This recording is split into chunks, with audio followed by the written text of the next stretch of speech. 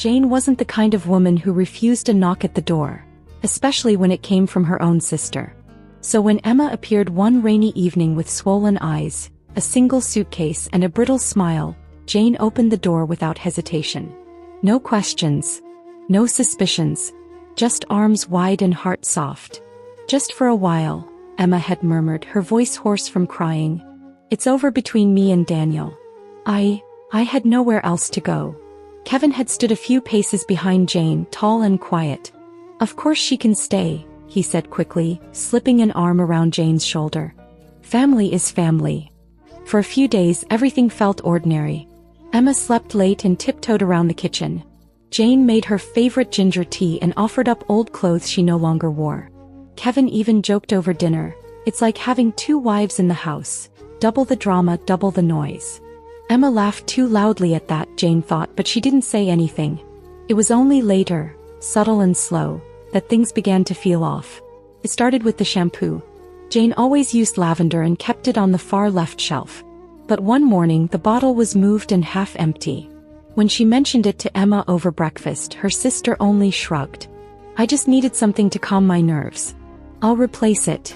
Then came the missing earrings. Jane's pearl studs, a gift from Kevin on their second anniversary, vanished from the jewelry box. She assumed she had misplaced them, until she saw one glinting beneath the guest room bed while vacuuming. Emma was out that day and Jane didn't mention it when she returned. Kevin didn't seem to notice anything. If anything, he seemed more relaxed, more cheerful. He and Emma started cooking together in the evenings. She'd stand at the stove, stirring sauces, while he leaned against the counter tossing casual jokes her way. Jane walked in once to find them laughing too long about a memory she wasn't part of. Something from childhood that only Emma remembered. Jane told herself it was nothing. Family helps family. Emma had been through a breakup. Kevin was trying to make her feel at home. There was no rule that said Jane had to be included in every joke, every laugh. She didn't want to be the jealous older sister. She'd never been that person. Still, the unease settled like dust. One night, Jane woke to find the hallway light still on. She padded out of bed and down the stairs, only to stop at the living room entrance. Emma sat curled on the couch, knees tucked under her chin, wearing Jane's robe. Kevin was next to her, handing her a glass of wine, his voice low. Jane couldn't hear what was said, only Emma's small laugh and the way her head tilted toward him. Jane backed away before they saw her. She told herself she was overthinking. She trusted her husband. He trusted her sister. Trust wasn't something you rationed, it either existed or it didn't. But trust didn't explain the lipstick on Kevin's coffee mug the next morning. Jane never wore coral. She stared at the stain for a long moment, then picked up the mug and scrubbed it clean before Kevin came down. When he walked into the kitchen and kissed her on the cheek, she smiled. When Emma appeared moments later in that same coral shade, Jane offered her tea and acted as if nothing was wrong. She convinced herself nothing was wrong, that everything she noticed could be explained, that her growing isolation was a symptom of stress, not betrayal. After all, Emma was family, and family helps family, right? But deep down, somewhere just under her ribs, something had begun to twist, a quiet knowing that Jane refused to name. Not yet. The changes didn't arrive like a storm.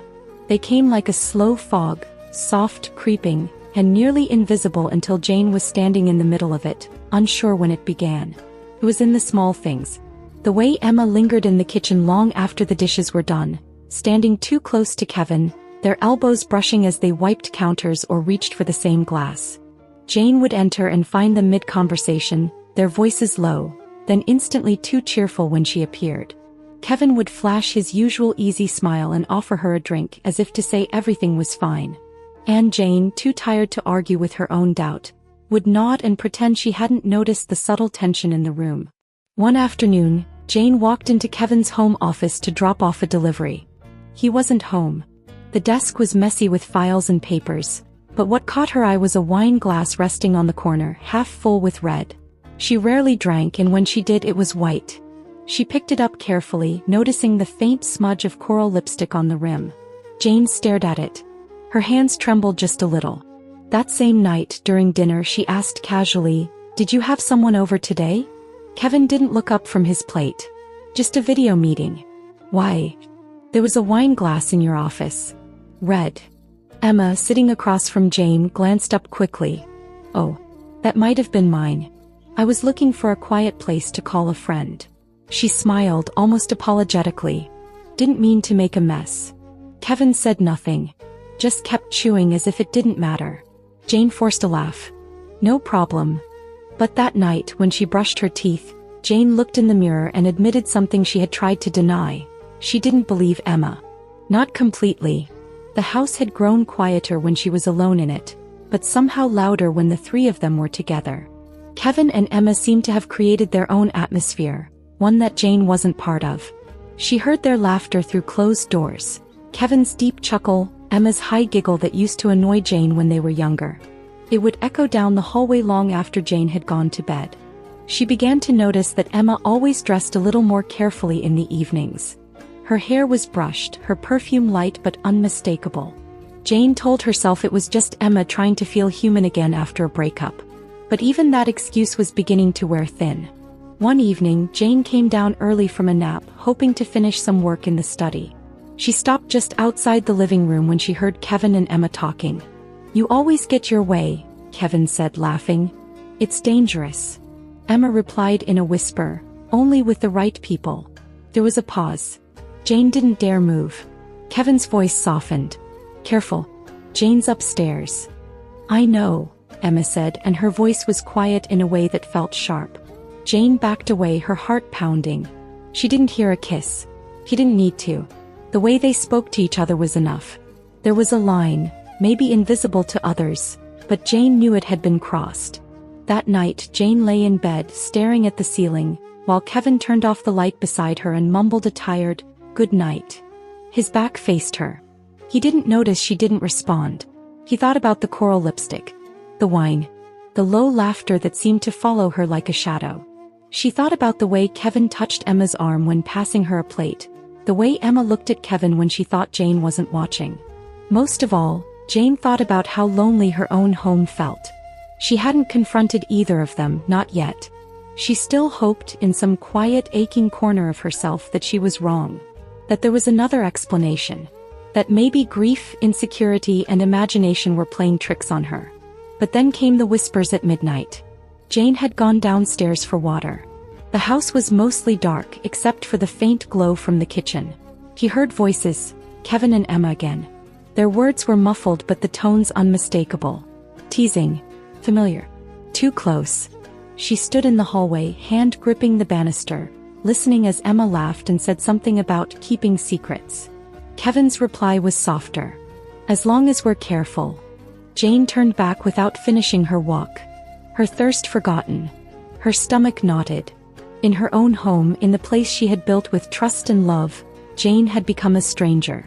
Her voice was quieter than their laughter. Her presence smaller than their shadows. And even though no one had said the words out loud, Jane could feel it. Something had already broken.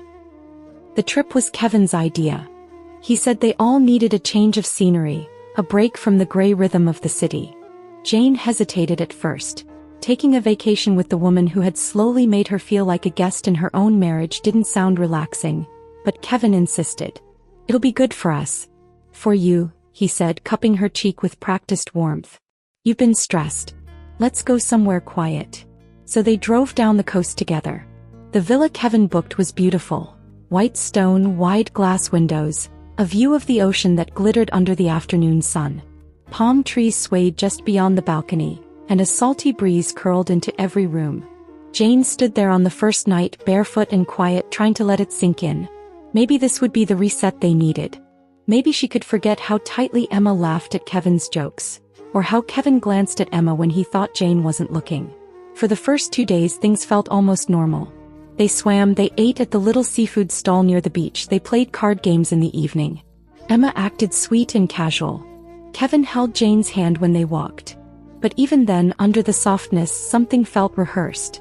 On the third night, Jane couldn't sleep. She woke up to silence in their bedroom and Kevin's side of the bed cold. At first, she assumed he'd gone for a drink or stepped outside for air. She waited a few minutes. When he didn't return, she got up and slipped on her robe. The villa was quiet, save for the faint sound of voices. Jane moved carefully down the hallway, heart beginning to thump. The voices were coming from the outdoor lounge behind the kitchen, dimly lit and surrounded by glass doors. She stood just out of sight and listened. I can't keep pretending in front of her. Emma's voice came, hushed and trembling. It's suffocating. Kevin replied, voice low and firm. You said you could handle this. Don't fall apart now. She's not stupid, Emma whispered. She's starting to look at me like she knows. There was a long pause. Jane barely breathed. Let her suspect, Kevin said coldly. She won't do anything. He never does. Jane just absorbs everything and pretends it's fine. Jane's fingers clenched the edge of the doorframe. I don't like lying to her anymore, Emma said after a moment. You liked it last week, Kevin snapped. Or have you forgotten how eager you were to come into our house and crawl into my bed? Emma didn't respond. Or maybe she did, but Jane stopped listening. The blood rushed too loud in her ears. She stepped out from the shadow and slid the door open. They both jumped. Jane stood there, her robe loose, eyes sharp. You should both stop whispering. It carries in this house. Emma's face went pale.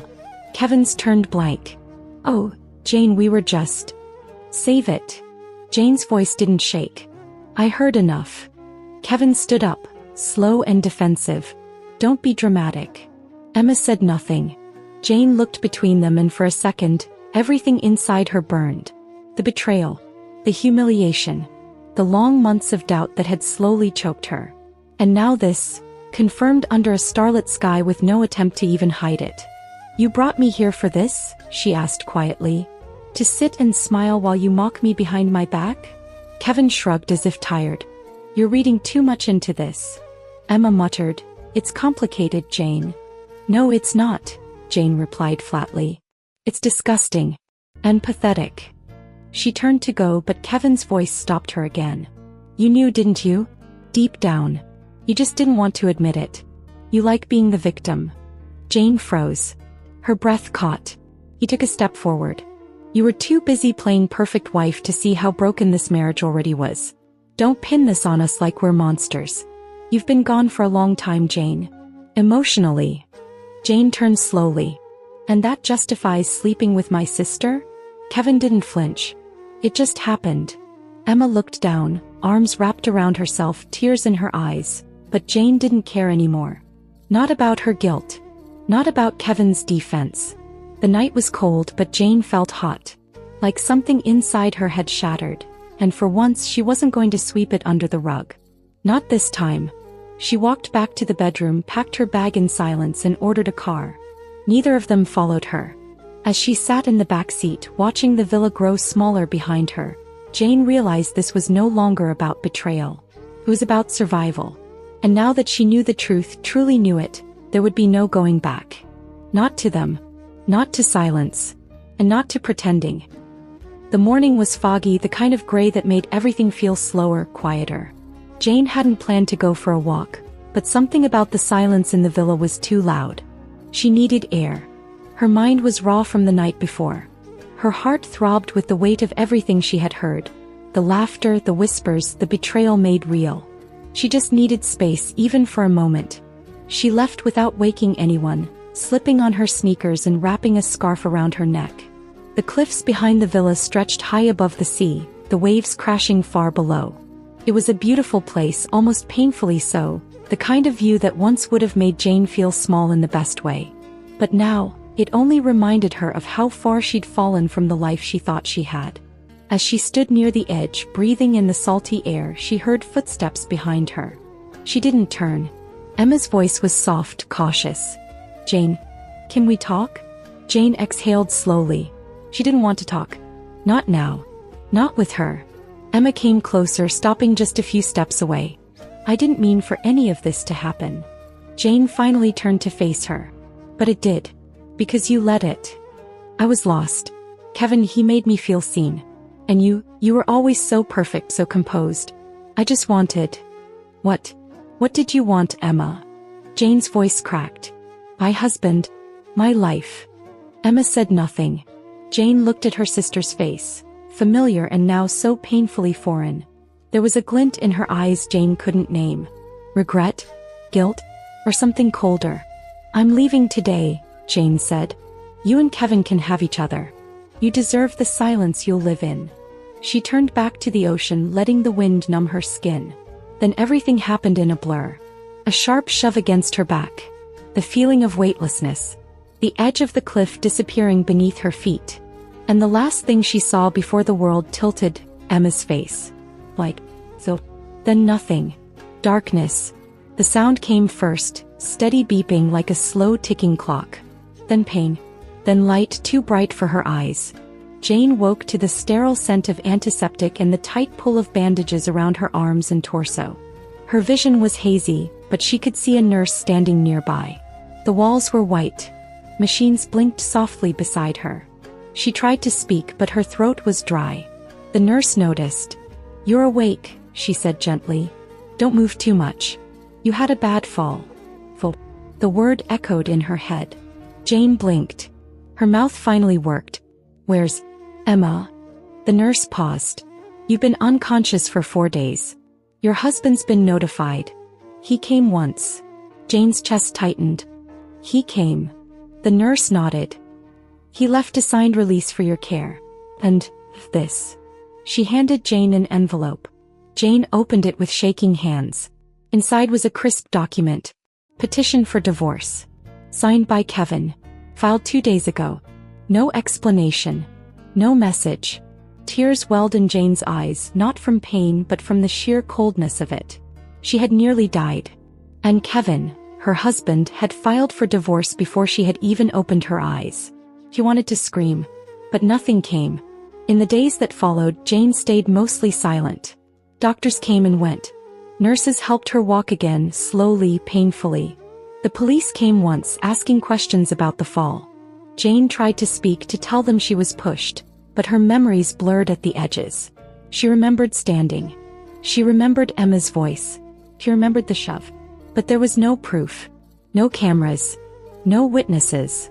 Nothing concrete except a broken body and a mind still swimming through fog. Emma didn't visit. Kevin didn't call. Jane was alone. But something inside her began to shift.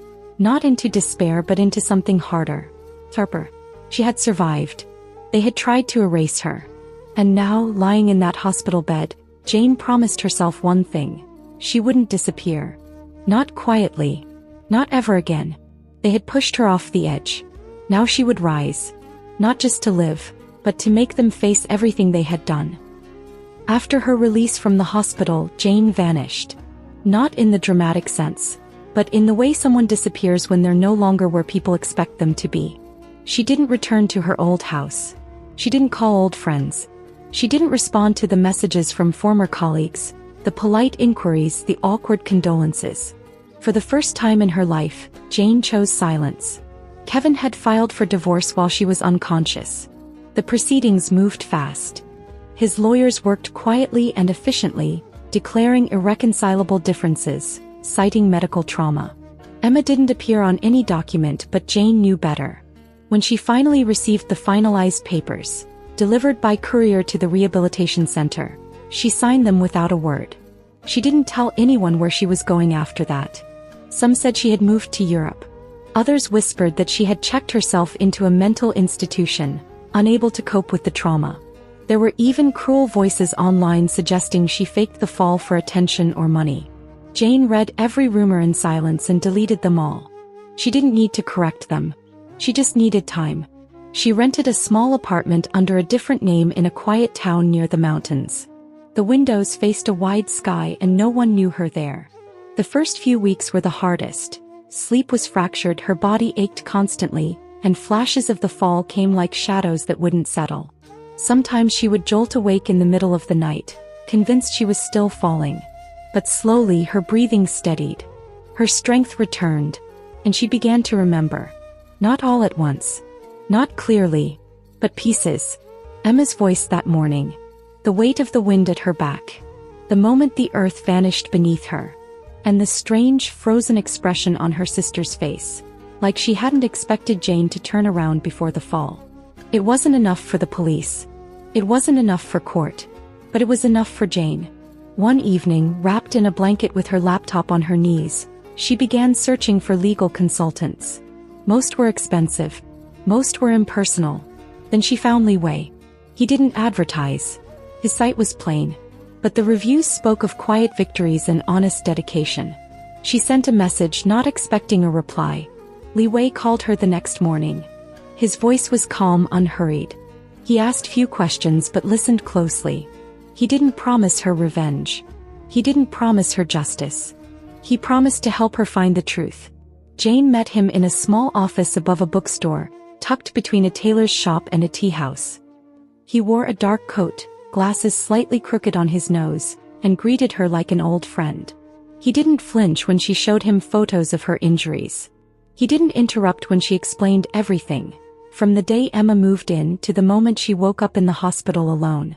"This isn't just about a fall," Li Wei said quietly when she finished. "This is about silence. About power. Let's start at the beginning." And they did. Together they traced timelines. They compiled bank records. Li Wei found discrepancies in Kevin's financial documents. Large transfers to an unnamed account, just weeks before the divorce. He hired a digital investigator who retrieved partial logs from the villa's security system.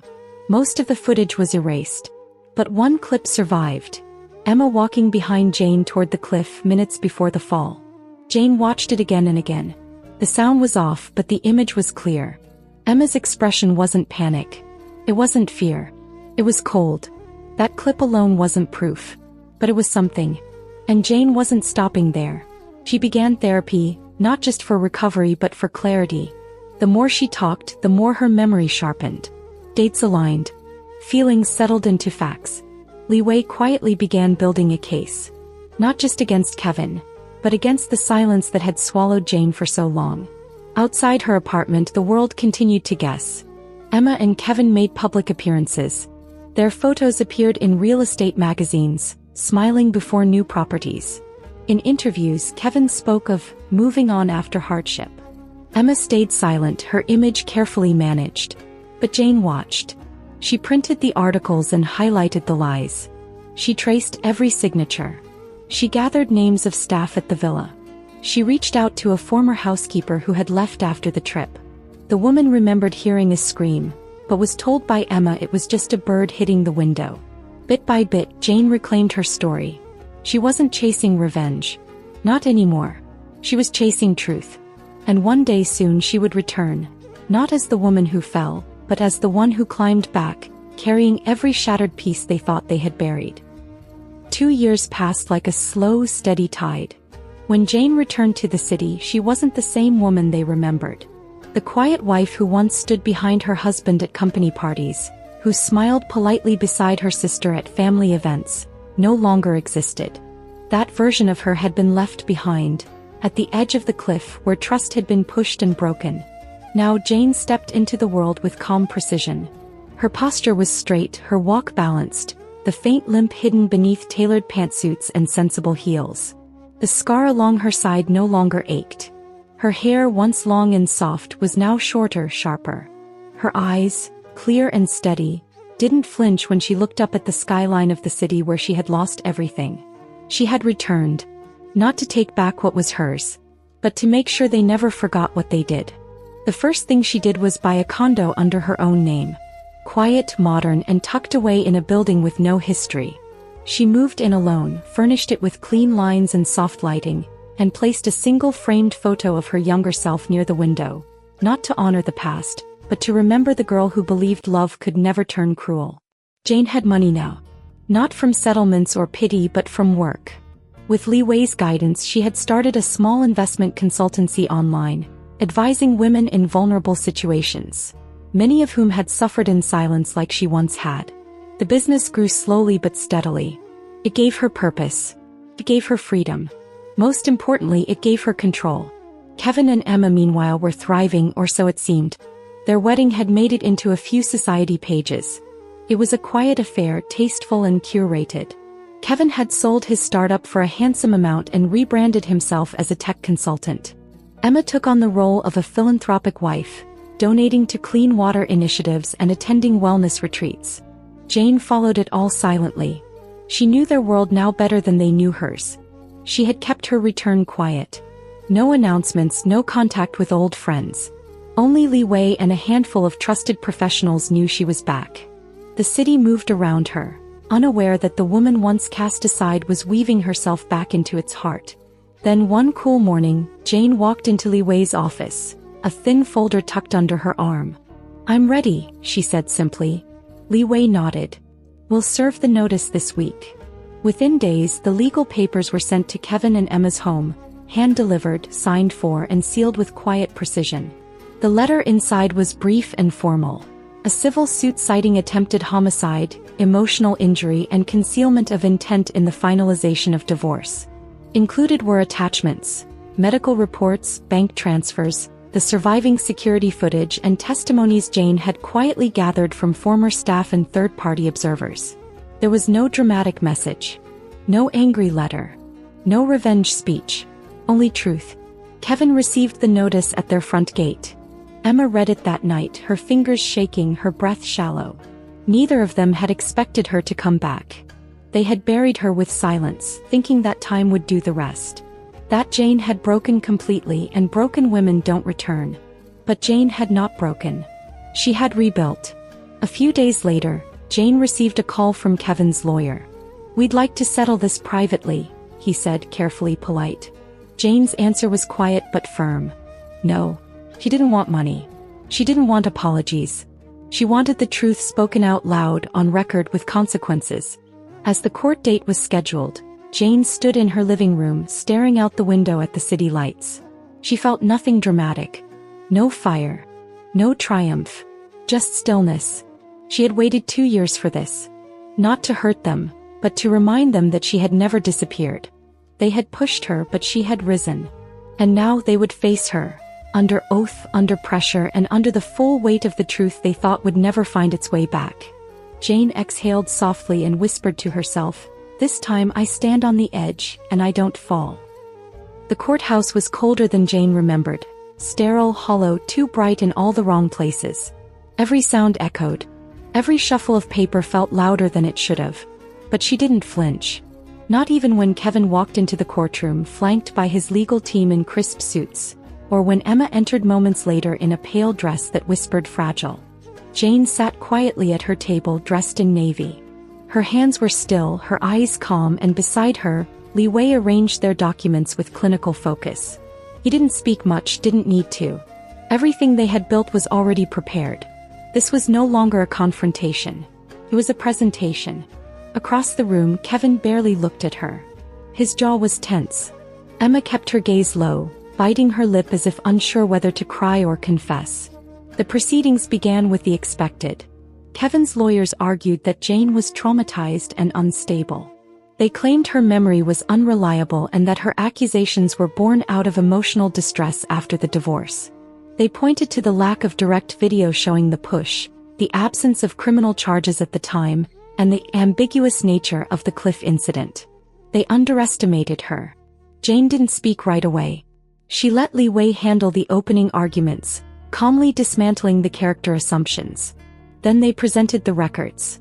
The financial trails showing how Kevin transferred large amounts of marital assets to Emma just days before Jane's hospital release. Bank statements that didn't lie. Signatures that matched. Then came the text messages. Recovered from an old cloud backup Jane had once forgotten. The messages between Kevin and Emma painted a picture far different from the accidental, emotional bond they had claimed. There were messages from Emma asking if Jane suspects. Messages where Kevin advised her to just smile, she'll never confront you. The final message, days before the vacation, read, "Let's handle it cleanly. She's slipping anyway." The courtroom stirred. The judge leaned forward. Kevin's lawyers asked for a break. But Jane wasn't done. The recovered security footage from the cliffside, damaged but usable, was played in complete silence. It didn't capture the fall, but it showed Jane and Emma walking out alone. It showed Kevin staying behind at the villa. It showed Emma returning alone 15 minutes later with no visible panic. No phone call. No rush. Just slow steps and a blank expression. The final blow came when a former housekeeper testified via video call. She had been working in the villa that week and recalled Emma instructing her not to report anything if the wife asks questions. At the time she thought it was about a party, or a surprise. But in hindsight her testimony fell like a knife on the defense. Emma wept silently during the testimony. Kevin's expression cracked, lips twitching, eyes darting between his wife and the evidence. Outside, the media had picked up the story. Cameras clicked when Jane left the courtroom during recess. Journalists whispered her name. Photos of her composed figure, walking past reporters without comment, spread like wildfire online. Articles questioned Emma's tears. Headlines dissected Kevin's hidden financial transfers. Comment sections debated whether this was a revenge tale or a survivor's rise. But Jane didn't read any of it. She stayed focused. This wasn't about spectacle. It was about truth. Back in court, Kevin's team tried to salvage what they could. They questioned Jane's motives. Why bring this now? Why not when it happened? Jane answered clearly for the first time that day. Because I was broken. Because they left me bleeding while they built a new life on top of my silence. And because the law doesn't care when I found the courage. Only that I did. The judge didn't interrupt. Emma broke down on the stand. I didn't mean to hurt her. I just wanted something for myself. I didn't know it would go this far. Jane said nothing. She didn't have to. Everyone in that room knew she wasn't seeking pity. She wasn't lashing out. She was setting the record straight. Behind the courtroom's glass walls, where facts replaced feelings and silence had no place to hide, Jane stood not as the woman who fell, but as the one who rose. Quietly, strategically, completely. And she had only just begun. The courtroom felt heavier on the second week, tenser, more brittle. Every word spoken seemed to hang in the air longer, as if waiting to shatter something. The crowd of observers had grown. Journalists now sat in the back rows with quiet pens, and social media buzzed outside with every update. But Jane paid none of it any attention. She sat still, posture straight, hands folded on her lap. She didn't whisper. She didn't react. And somehow that made her presence louder than anyone else in the room. Emma was called back to the stand first. Her steps were hesitant, her shoulders drawn tight beneath her light blazer. She looked pale, not in the glamorous way she once carried herself, but in the way of someone who hadn't slept in days. Kevin didn't look at her. He focused instead on his lawyer, jaw clenched, knuckles white against the table. The prosecutor began simply. Miss Emma Hartley, do you recall what you were doing at 7:15 a.m. on the morning of July 2nd, 2 years ago? Emma blinked. We were on vacation. I think I was walking with Jane. You think? Yes, I did. We went for a walk along the cliffs. And how did that walk end? Emma hesitated. She fell. There was a pause. Did you see her fall? No. I turned away for a moment.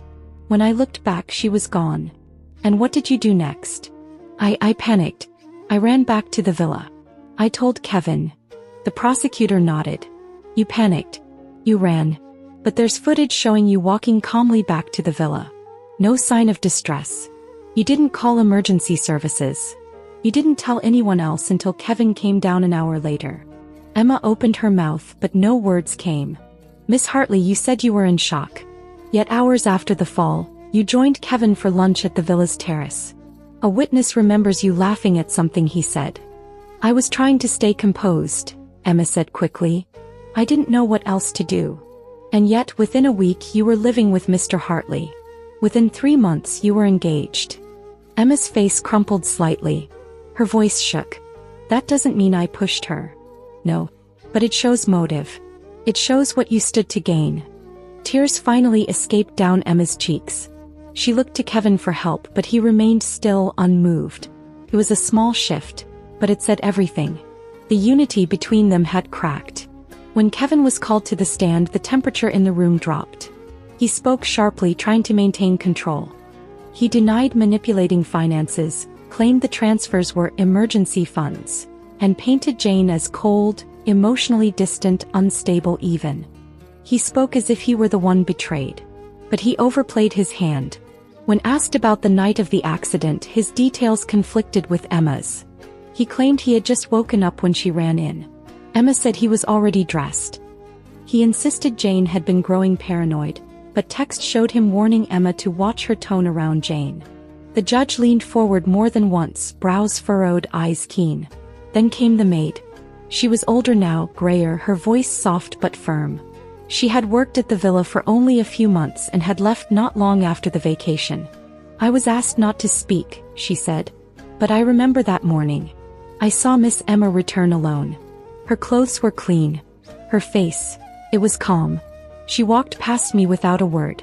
Later, I overheard her tell Mr. Kevin, no one saw anything. That stuck in my head. It sounded wrong." Kevin's lawyer tried to dismiss her as unreliable, but the words had already landed. The room grew still. Jane didn't move. She didn't celebrate. She didn't look at Kevin or Emma. She simply watched, her expression unreadable, her eyes sharp. She didn't need to yell. She didn't need to defend herself.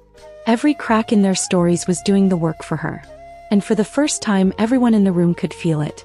The truth wasn't hiding anymore. It was rising, piece by piece, from between their lies, and it had Jane's name written all over it. The final day arrived without fanfare. The sky was overcast, the air still. No dramatic music played. No thunder rolled in the distance. Just the steady hum of the courtroom as people filed in and took their places. Jane sat exactly where she had for weeks. Third row from the front, left side, leeway beside her. She wore black, simple and clean. Her hair was pulled back. No jewelry, no makeup beyond a light powder. She looked like a woman attending a business meeting, not a woman standing at the edge of a verdict that could change everything.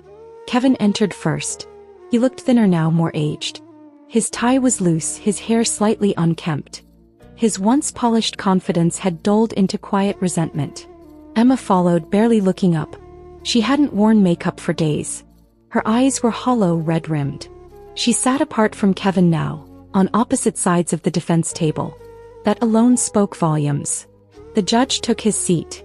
Everyone stood, then sat again. And then it began. The ruling was read slowly, clearly, each word more final than the last. Kevin Hartley, found guilty of financial fraud, concealment of marital assets, and obstruction of legal process. Sentencing would follow, but the message was clear. He had lied, manipulated, and tried to erase the truth with money and silence. The court had seen through it all. Emma Hartley, charged with perjury and obstruction. While there wasn't enough direct evidence to convict her of attempted murder, her conflicting testimonies, her concealed messages, and her misleading timeline were enough to warrant criminal charges. She wouldn't walk away clean. The judge's final words echoed. This case was not only about what was seen but what was hidden. Truth, though buried, tends to rise. Jane didn't react. No gasp. No sigh. No triumphant fist clenched in victory. She simply stood when it was over. No one clapped. No one shouted. There were no camera flashes inside the courtroom, only quiet pens scribbling headlines for the world outside.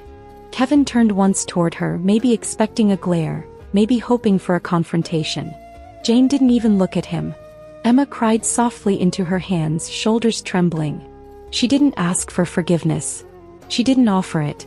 Jane walked down the aisle, each step steady and unhurried. Her heels clicked gently on the floor. As she passed the doors, the courtroom behind her faded into a muted blur. Outside, the wind had picked up. A few reporters stood waiting beyond the steps, cameras ready, questions prepared. But Li Wei stepped forward, holding up a hand. "No comment," he said calmly. Jane simply nodded at him, then turned and kept walking. There were no tears. No hugs. No applause. Only dignity. She had come here not for revenge, but for truth. And now that it had been spoken out loud, on record, in front of the very people who once tried to bury her, she felt no rage. Only peace. She walked away from the courthouse not as a victim, not as someone seeking sympathy, but as someone who had survived, stood back up, and told her story without screaming. Because justice isn't always loud. Sometimes it walks out the door in silence, and leaves the rest behind. The sea roared below just as it had that morning. Waves crashed against the rocks with endless rhythm, indifferent to the past. The wind tugged gently at Jane's coat as she stood once again at the edge of the cliff where her world had once splintered. It had been months since the trial ended. Kevin was now awaiting sentencing. Emma had taken a plea deal. The story had slowly faded from headlines, replaced by fresher scandals and louder stories. The world had moved on. And so had Jane. But she came back, not out of longing, not out of pain. She came to finish something she had left undone. In her hand was a single white flower, small and quiet, no ribbon, no name attached. She crouched carefully, her body stronger now, her balance sure, and laid the flower at the edge of the cliff, right where the earth had disappeared beneath her 2 years ago. Not for mourning. For closure. He stayed there for a while, just breathing, watching the ocean churn, listening to the wind, remembering everything, not just the fall, but the months of silence that followed, the bruises that weren't always on her skin, the long nights where healing felt impossible. But she also remembered standing again. Remembered the feel of the courtroom chair beneath her, the power of her own voice returning, the first morning she woke up without fear. She was not defined by what broke her. She was defined by what she rebuilt. After leaving the cliff, Jane drove back to the city. She had a quiet dinner reservation at a small place she liked. Nothing fancy, just comfort. Later that evening she would meet a group of women she now mentored. Women who had their own stories of betrayal, silence, and survival. She didn't offer them revenge. She offered them tools, support, the reminder that pain didn't have to mean the end. As she walked down the sidewalk near her condo, people passed by without a second glance. No one knew her story just from looking. No one saw the scars beneath her coat. But Jane didn't need to be seen to feel whole. She walked with her head high, not because she had forgotten, but because she had chosen to remember without bitterness. Because she had taken back her voice. And because somewhere along the way she had become more than just a woman who survived the fall. She had become the woman who walked again.